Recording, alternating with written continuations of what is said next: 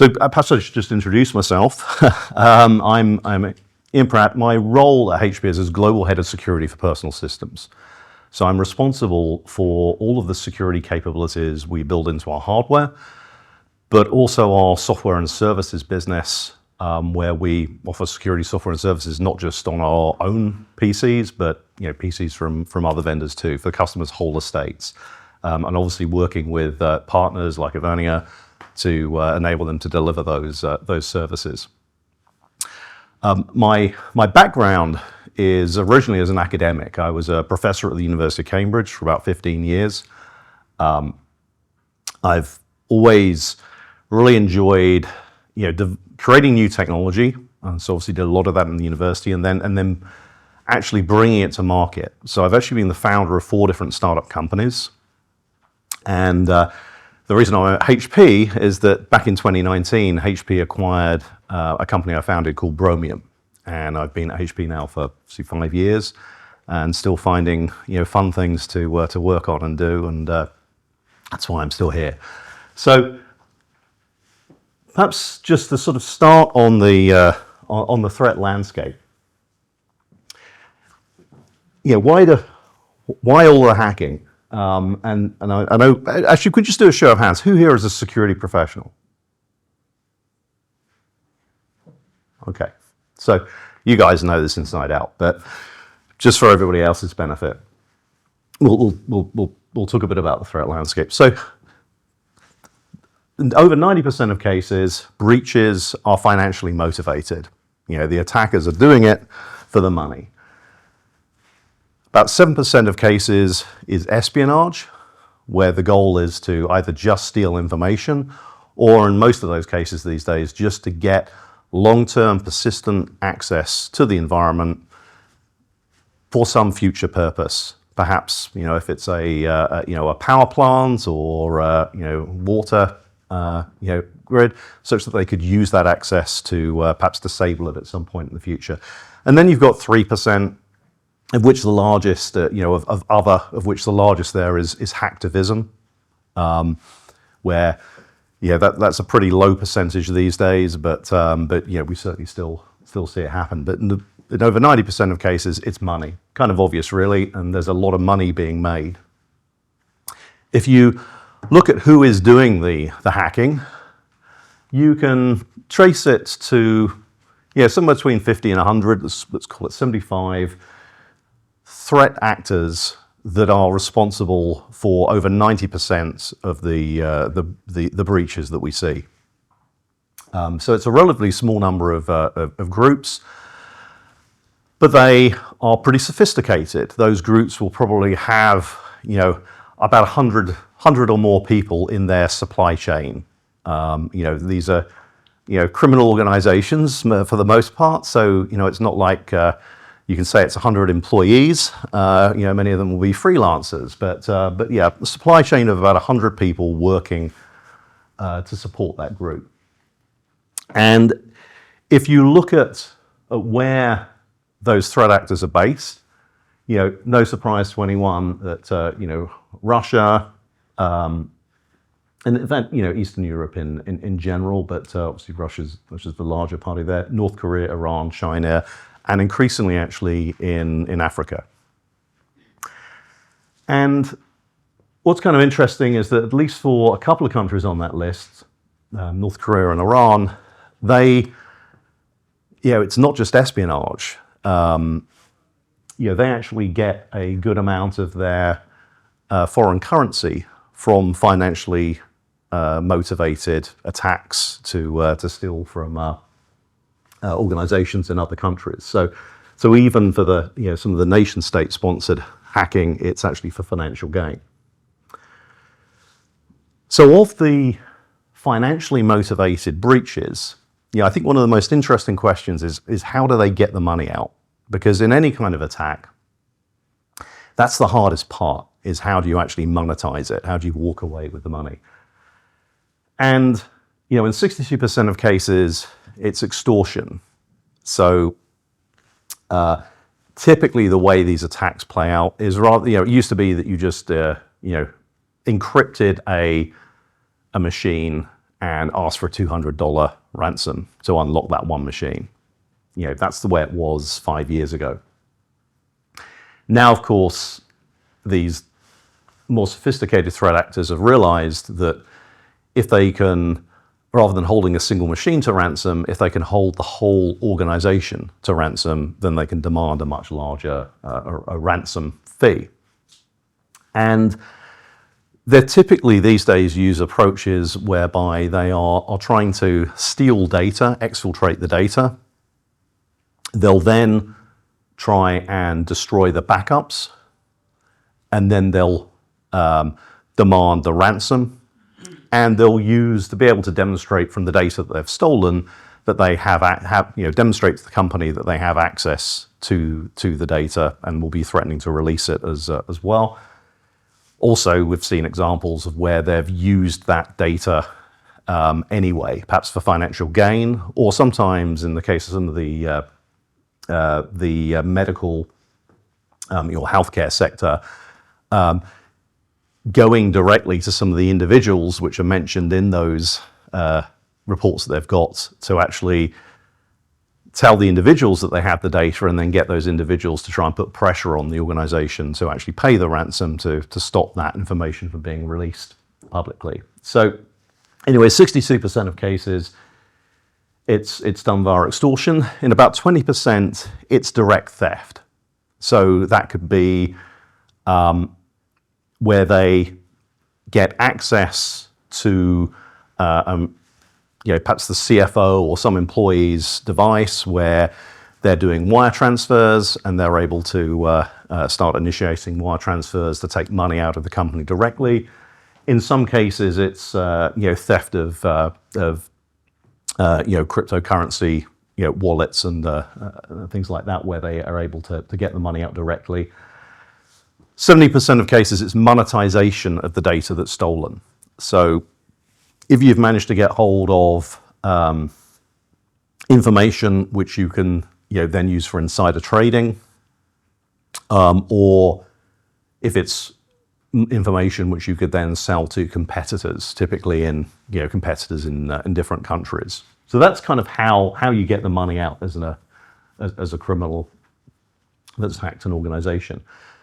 But what's clear is that the criminals, the way that they are behaving, looks more and more like what nation-state threat actors do. Because nation-state threat actors, they're usually trying to get access, to be stealthy, to remain hidden, and be able to exploit that access at some point in the future. And these criminal organizations are kind of like that now, because they're playing a long game. It's a long con, where rather than encrypting and demanding a ransom from the first machine that they compromise, they're looking to use that machine as a beachhead to then start compromising other machines in the organization, to work their way up to get to something of critical value. And these days, obviously, if you can get to things like the domain controller or the AWS web console, where you can then get access to things like the company's backups, because that's the easiest way of, if you want to steal all the information, steal the backups and then delete them, and then you've got the ability to demand a ransom if you destroy the data as well. So that's the way that these kind of attacks play out. They can play out over periods of many months. They are playing a long game. If you look at the cost of a breach, it's interesting. The amount that's paid in ransom is actually just a small part of the overall cost. It's all of the cleanup, all of the legal fees, and everything associated with that. But I think that average cost is pulled down quite a bit, because obviously there are a lot more SMBs than there are large enterprises. So I'm not sure how the average isn't necessarily the most meaningful statistic there, because there's still multi-million-dollar ransoms being demanded and paid by enterprises, often by insurance companies of enterprises. And the bad guys are making a ton of money. It's very difficult to have accurate figures on this. You see some which I believe are hugely inflated, but it's certainly of the order of 100 billion. You'll see other figures quoted several times that. I think that's harder to justify, but confidently say that 100 billion is being made. And and it's going up. This problem is progressively getting worse. So, short question on the numbers. Would you know the hit rate on the percentage of companies paying out?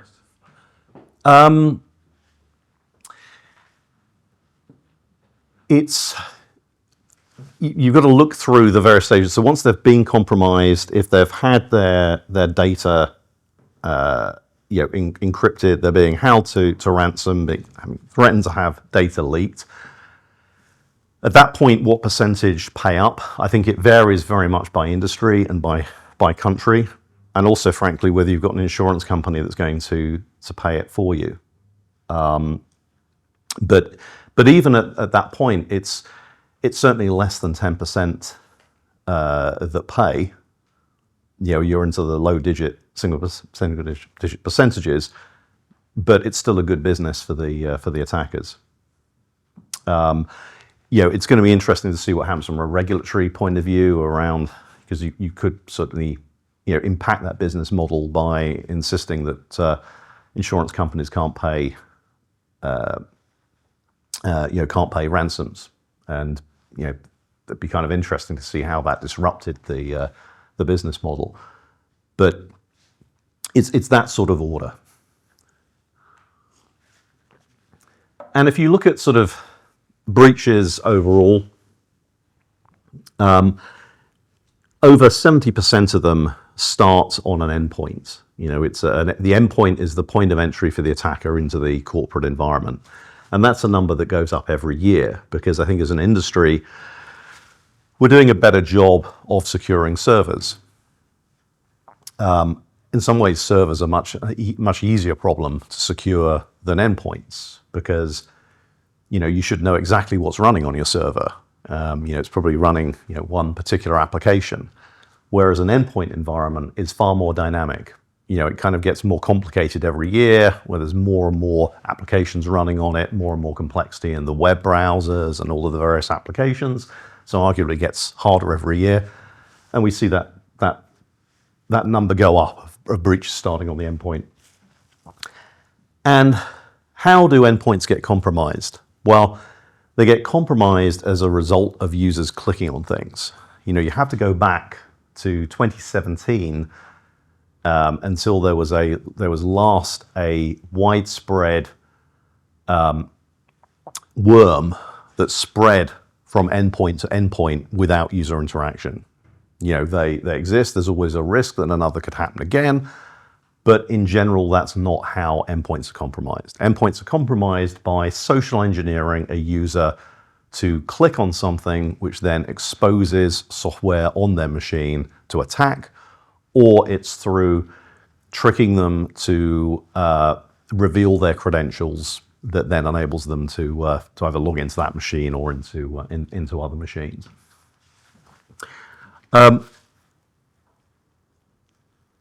These attacks generally start as a result of using email or chat, or sometimes it's by search results.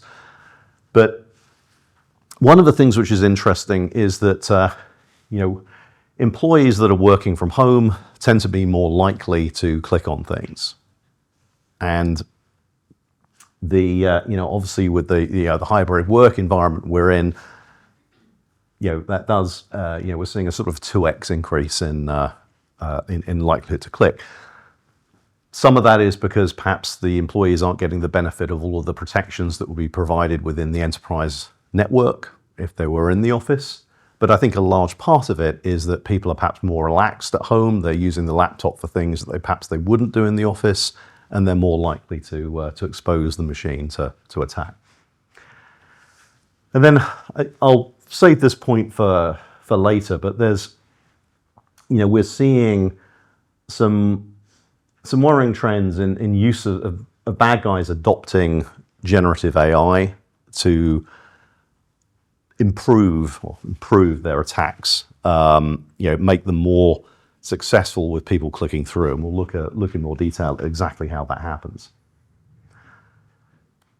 So as I said, we've got our software running on many millions of machines, and many of those customers opt in to share threat intelligence with us.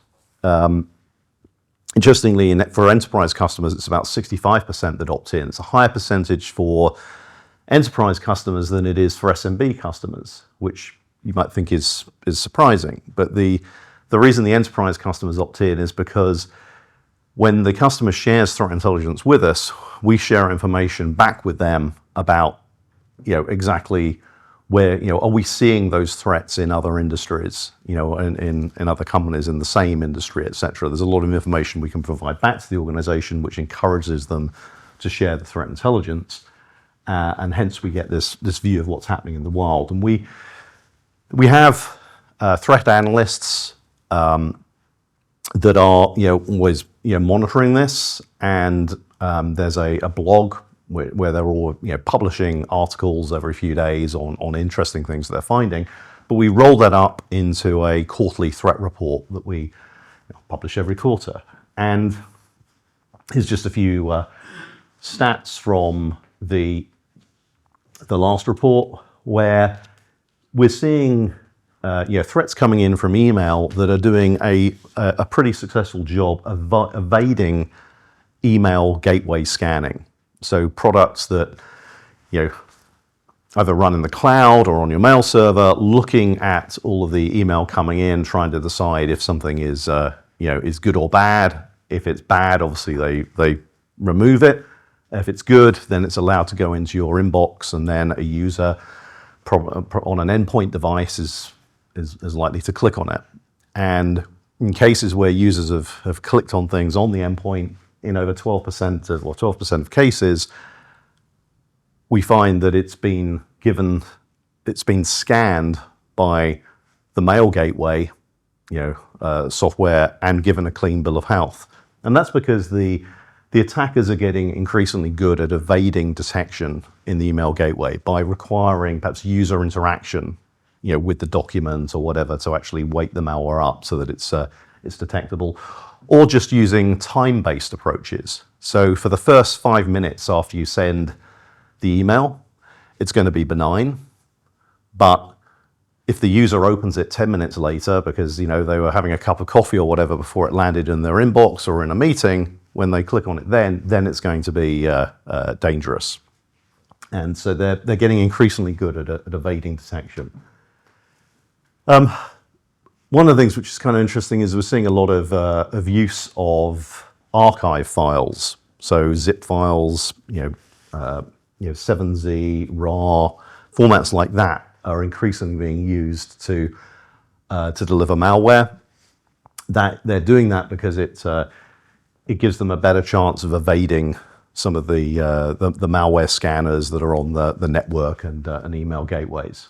And just a few sort of notable things which we saw in the last quarter. Like, we've seen generative AI being used to create phishing lures. The text in the email or the chat messages that you click on. For the first time, we've seen malware that was pretty clearly authored using generative AI. Not particularly clever malware, but it was just the fact that it's the first time we've seen it where someone is actually, using the ability of, ChatGPT and other of these models to be able to generate code to take advantage of that. And one of the reasons why they might do that is it's quite good at hiding their tracks, because as a human programmer, everyone's kind of got ways that you write things that enable you to identify individual programmers. And that's something that we rely on when we're trying to track individual threat actors, by looking at the relationship of how their software evolves over time, so that you can see that sort of family tree. But if you're Using generative AI, it becomes much, you can break that chain. So that's kind of interesting. I'm sure we're going to see more of it. Something else which was a surprise to me, that people know what SVG files are. Scalable vector graphics. So you know about JPEGs, PNGs, those are files you see all the time. SVG is another image format. It's a relatively new one from the last few years. Every browser supports it. Lots of applications support it. You'll just click on the file. It's treated kind of as a trusted thing. Will open in the web browser. Somebody thought in the web browser that it would be a sensible thing that if that SVG file, if you had an SVG file extension, but supposing that file actually contained JavaScript, well, if you take some JavaScript, rename it as an SVG file, click to open it, it'll open in the browser and execute the JavaScript. I mean, insane that should be happening in 2024, that everybody should have done that. But it was news to us, I think news to everybody. So there's a scramble going on right now to try and shut this down, but you can be very wary of SVG files right now. That is going to be a story over the next couple of quarters of SVG files being used to attack machines by causing the browser to run JavaScript. Another one is it's a Chrome loader. That's the name of a campaign. It's one of the largest organizations. They compromise a lot of machines. Interesting the approach that they are using. I wouldn't say novel, but it's just they're just doing it really well, and then that's making it more dangerous. Lots of people want to download software. In the case, you may have come across Audacity. It's a very good audio editing package that's available for free. Well, what they've done is taken that software and then added malware to it, and then published it on a website with a good sounding URL, and then they're paying for search engine marketing to get it ranked as an advert high in the Google search results when you search for audio software or Audacity. And they're paying more money, so they actually get it higher than the official website.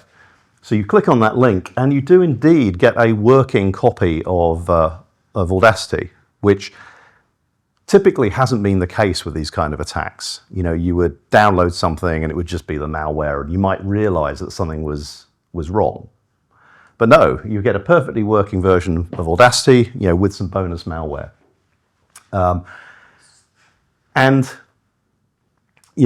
also, they, as well as doing it for legitimate software like Audacity, it's always, there's always people doing it to pirated software as well. If you're downloading a supposedly free version of a game or something like that, then wrapping malware with it is a common approach. PDF tools as well. You've got to be very careful where you download from. So just sort of looking at some of the stats, the way that machines get attacked is, there's a lot of commonality to it, and it hasn't changed. The applications which are attacked really hasn't changed very much over the last decade. In fact, arguably even more than a decade. It's things like the Office suite. It's the, Adobe PDF. It's the browsers. Those are by far the most attacked applications because they're present on everybody's machine. And so if you're thinking of it as an attacker, your return on investment for creating an exploit for Office, which is going to be on all of your victims' machines, is much higher than if you're trying to create it for some niche product. That's why organizations are normally, I know that people worry about their in-house applications. Am I going to get attacked via an in-house application? Well, probably not, because it's going to be low return on investment for somebody to exploit that. Now, if it's a nation state attacker wanting to get access to a specific network, then they might go to that trouble. But the criminal organizations as a whole aren't going to do it. They're going to go wherever it's easiest. It's a shotgun approach. So, continue to see a lot of vulnerabilities in these applications.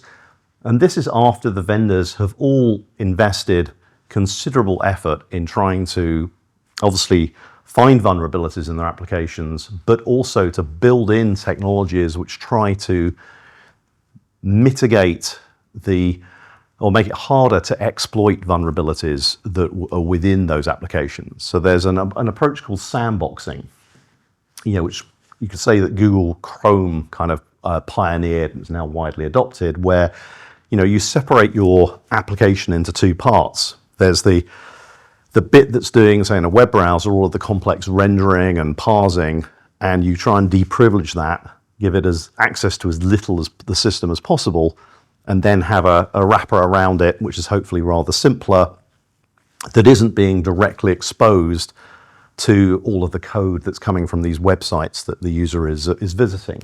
So if you want to compromise the machine, you've got to compromise that deprivileged renderer, and then find another exploit to actually enable you to compromise the bit of code that's hopefully rather simpler and running as the user. Then as soon as you've done that, obviously you can do anything the user can do. You might want to use a different exploit or another stage in the exploit chain to then get access to admin capabilities, system capabilities, and be able to corrupt the system arbitrarily.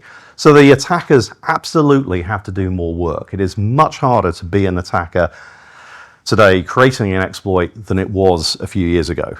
This is great work by Google, by Microsoft, by other application vendors, but we still have a problem. So we've made it harder, but we haven't made it hard enough, and that's why these attacks are still happening. So let's talk a little bit about the impact or the intersection of AI and security. And there are kind of like four pillars, when I think about what that intersection is. And so we'll go through these in turn. And as I said, attackers have been, these bad actors have been early adopters of AI technologies. And where we're seeing it most is in creating these phishing lures, the text in the email, in the chat that people click on. And I'm kind of interested to hear what your thoughts are on this, but something which I've heard during the course of this year as I've gone around, certainly some other Nordics countries, is that it's a particular problem in the Nordics regions and other countries with languages which are less common, because it used to be the case that the bad actors didn't have a native speaker, a native Swedish speaker to be able to create good quality phishing emails. Maybe they could find a subcontractor to do that, but in general they didn't, and there were fewer phishing emails in Swedish, other languages, as opposed to in English. And as a result, the user population sort of gets conditioned to think that anything that is in their local language is less likely to be malicious. Perhaps they're more likely to click. Or they might be easier to spot because the grammar will be obviously wrong, or spelling mistakes or what have you. But with the use of generative AI, that has gone away. These are perfectly well-written phishing emails in any language that the attacker wants.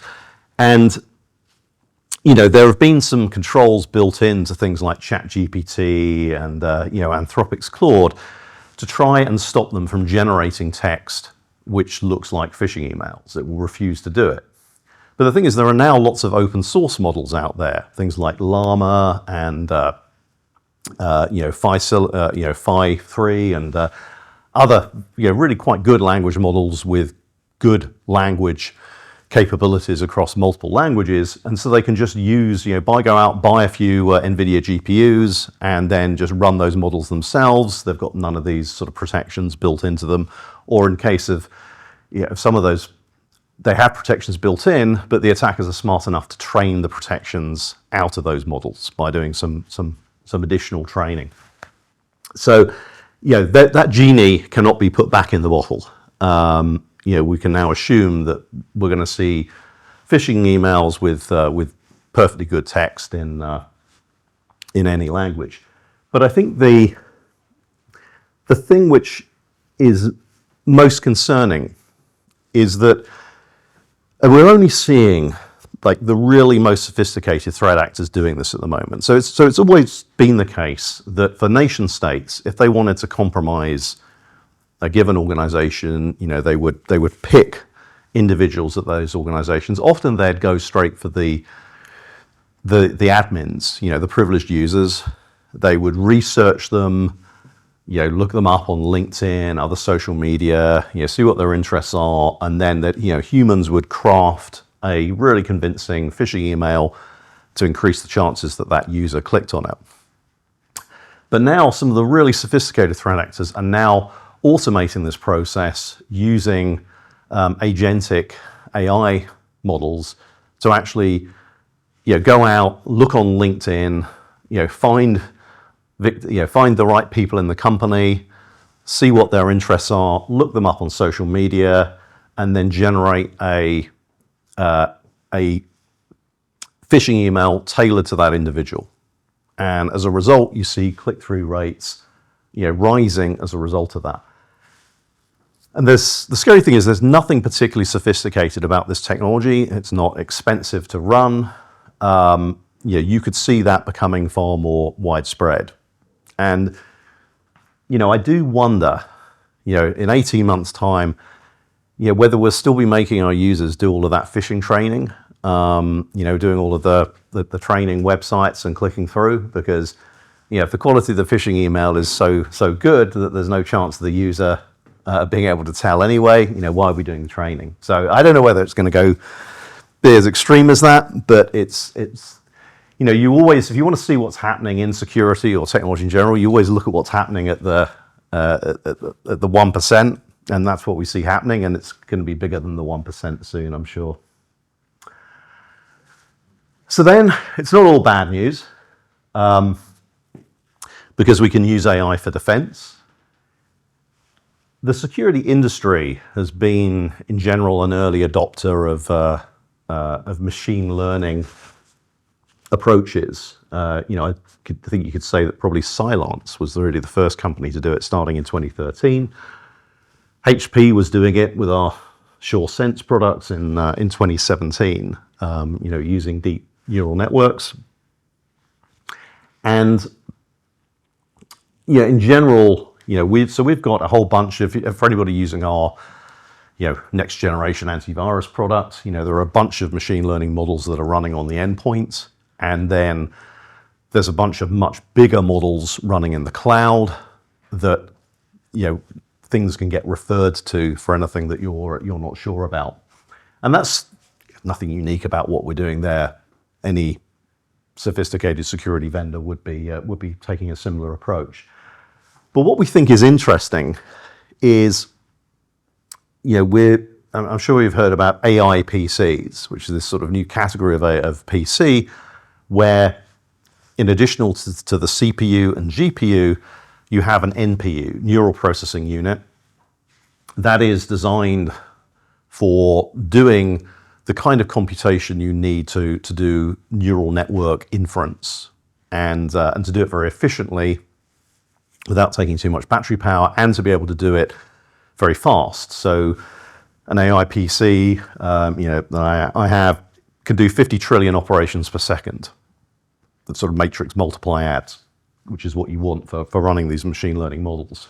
And I'll be honest and say, obviously the first thing that we did was to take the models that we have and move them to the NPU. There are some advantages of doing that because we're not tying down the CPU, and we're able to do that computation with less energy.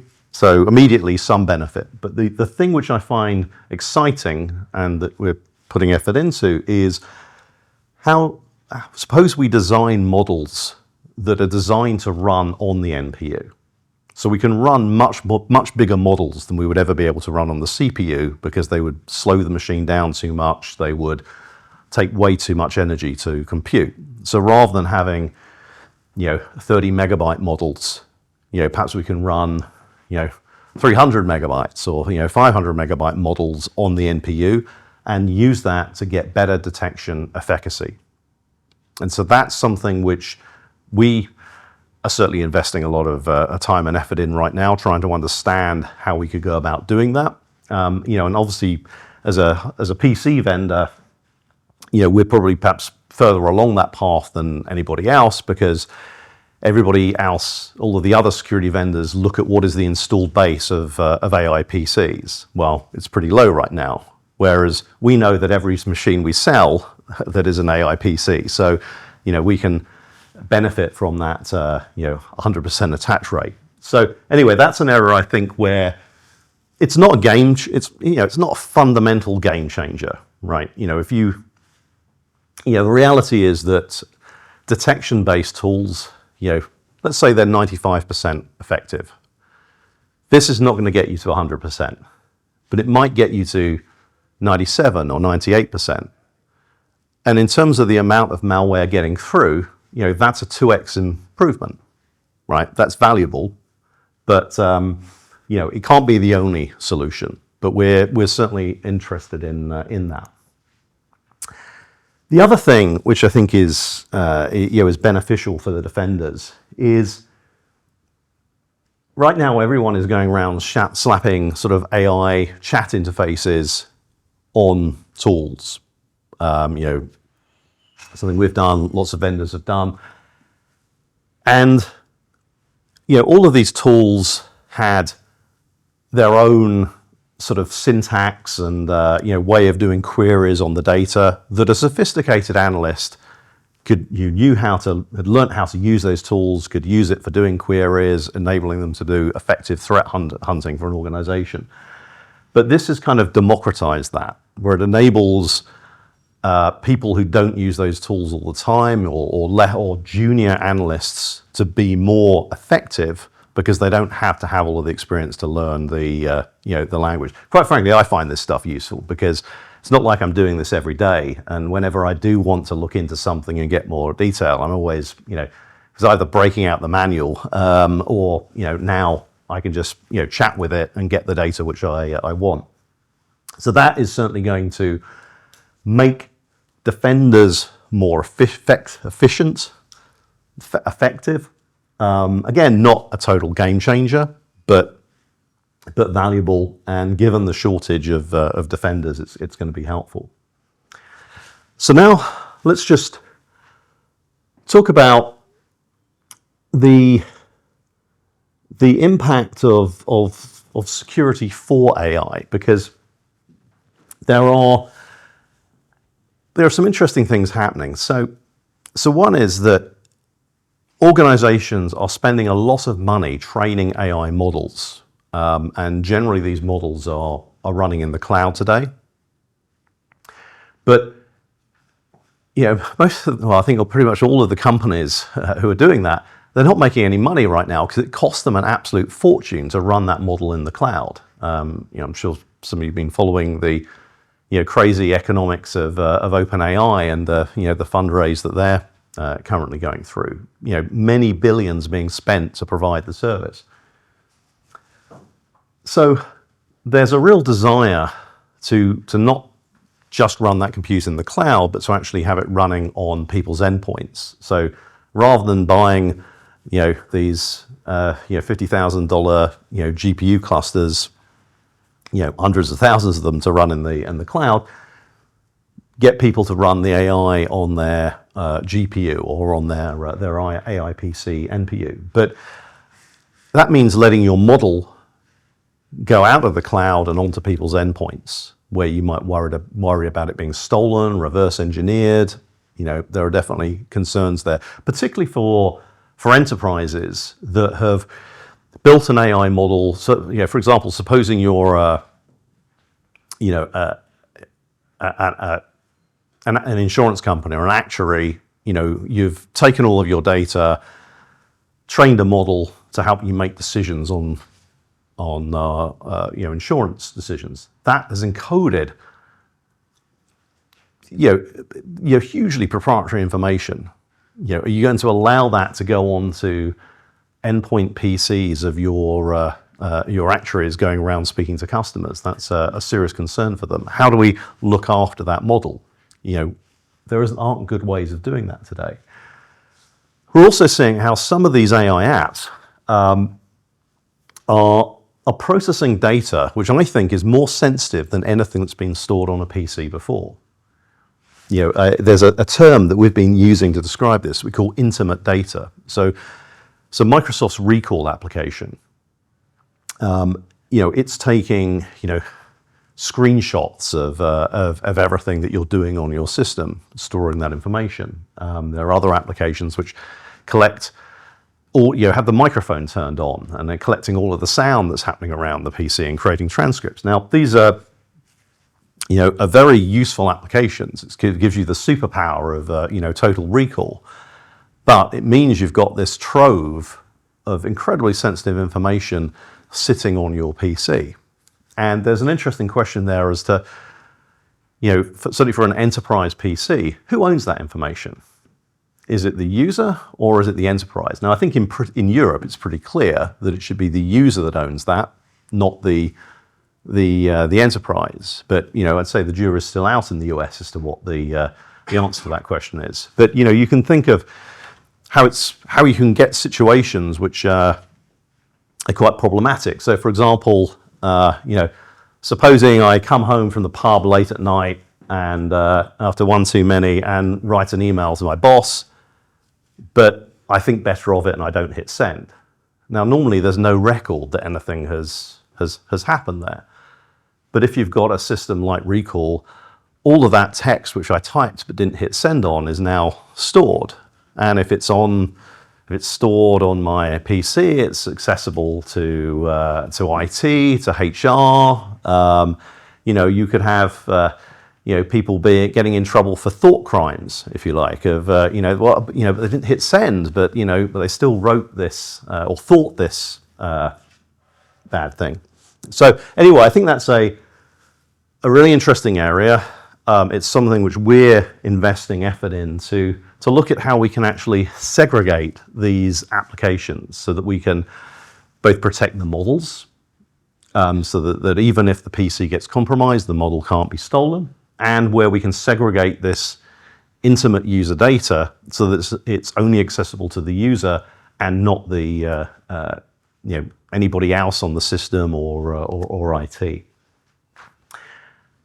And just to sort of, finally on the fourth pillar, there are interesting questions around the security of these AI applications themselves.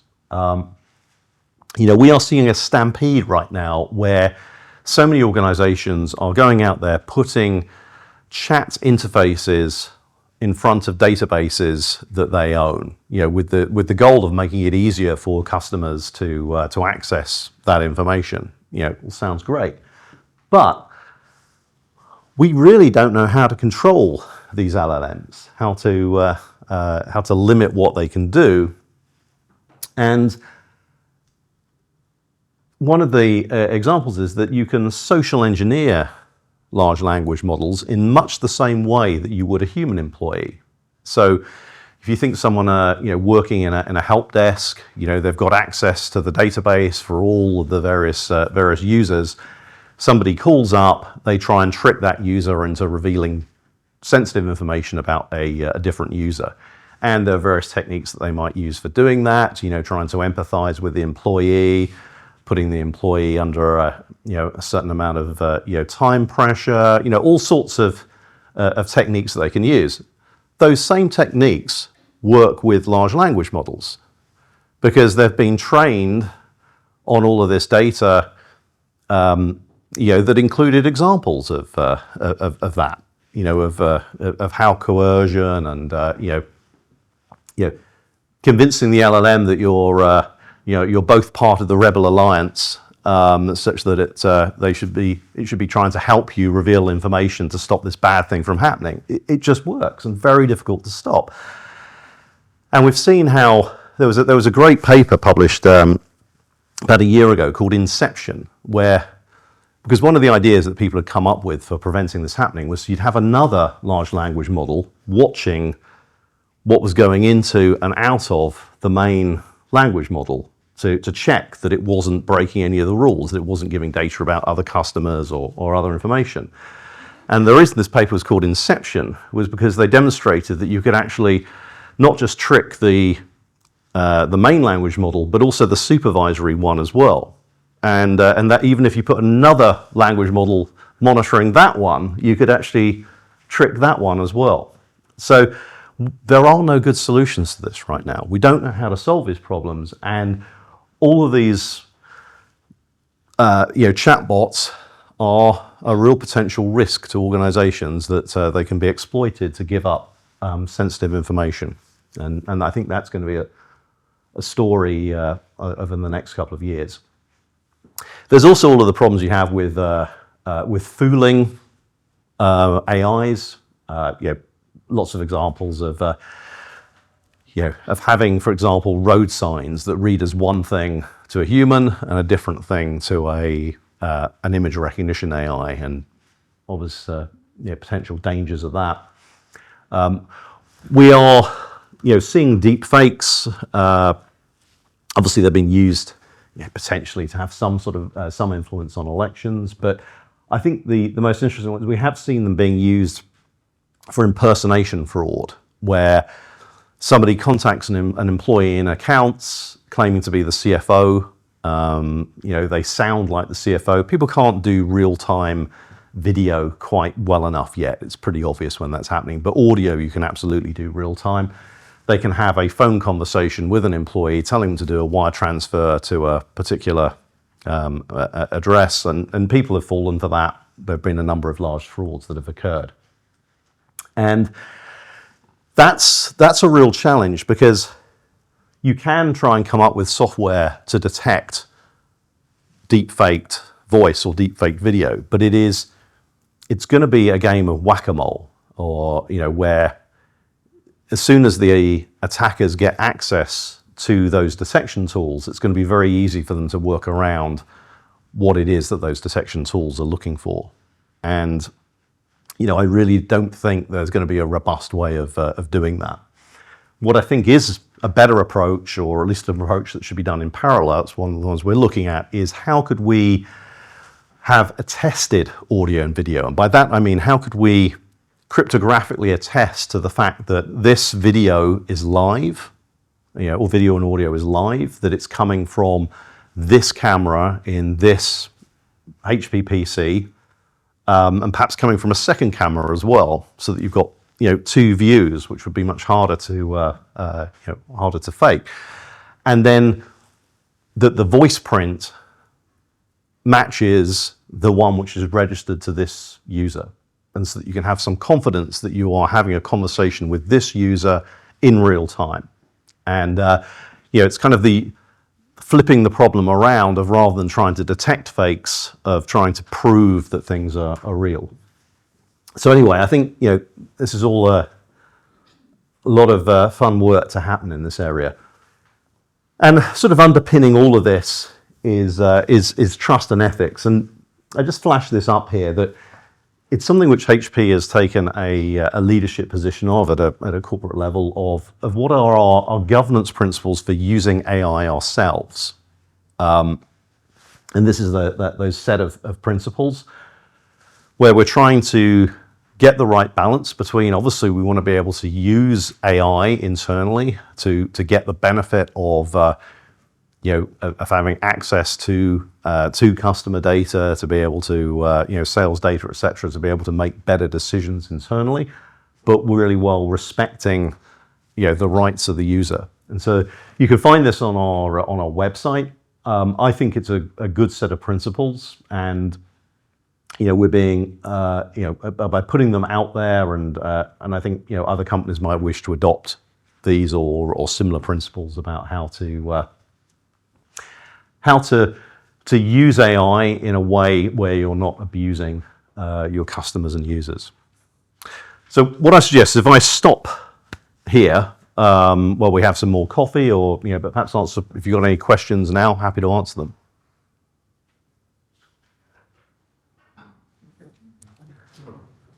Coffee break then. Coffee break. Okay.